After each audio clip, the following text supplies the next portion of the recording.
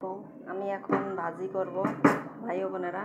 তেল দিয়ে দিছি, সবজি ভাজি করব, কাঁকরোল, আলু, বরবটি, রেহা সব মিলাইয়া আমি এক পদ ভাজি করব।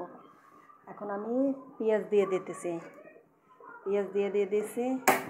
আপনারা দেখেন আমি ভাজি করব আজকে।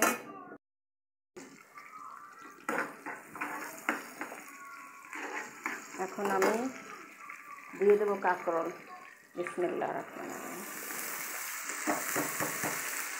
রহিম। এখন আমি একটু হলুদের গুঁড়ো দিয়ে দেব হালকা। আমি এখন লবণ দিয়ে দেব, দেখেন।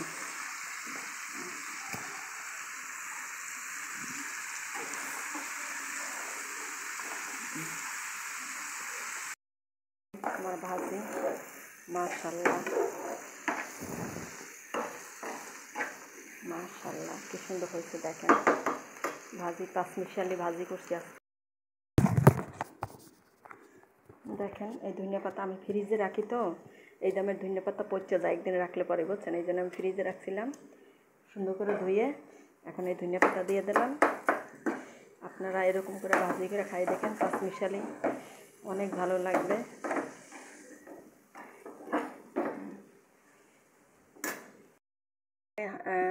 আপনার চিংড়ি মাছ ভুনা করবো। বিসমিল্লাহির রহমানির রহিম। এখানে চিংড়ি মাছ ভুনা করবো, এই পেঁয়াজ দিয়ে দেবো, দেখেন।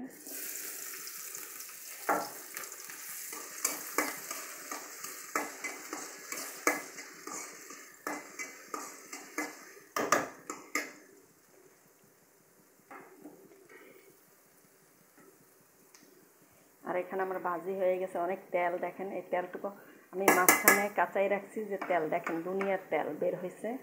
হ্যাঁ, অনেক তেল বের হয়েছে। আমি এখন এটা পাশে রাখছি, যে তেলটা আস্তে আস্তে বের হবে, আমি এটা সরাই নেব। আর এখানে আমি চিংড়ি মাছ ভুনা, দেখেন আমার ফাইনালি ভাজি হয়ে গেছে। আর চিংড়ি মাছ ভুনা হবে, সেটাও দেখাবো, দেখেন।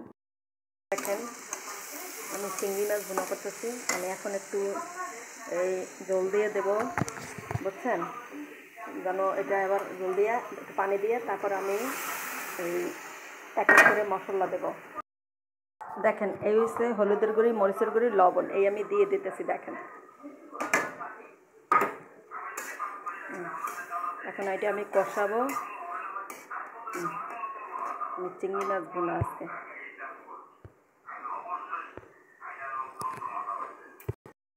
জল দিয়ে দিছি, গরম তো এই জন্য দেখাইতে পারি নাই ভাই বোনেরা, উঠাইলে আমি দেখাবো। ফাইনালি আমার ভুনা হয়ে গেছে। এখন আমি এটা উঠেই রাখবো অন্য বাড়ি। আমি অন্য একটা বাটিতে কড়াইতে ঢাইলে রাখছি, দেখেন আমার চিংড়ি মাছ ভুনা মাশাআল্লাহ। এইভাবে ভুনা করে খাই দেখেন, কোনো ধনিয়ার গুঁড়া, জিরার গুঁড়া, আদা, রসুন এগুলো কিচ্ছু দেবেন না। এই চিংড়ি মাছ ভুনাটা এত মজা হয়েছে, আপনাদের খাওয়াইলে বোঝাইতে পারতাম। আচ্ছা, ভালো থাকেন, আল্লাহ হাফেজ।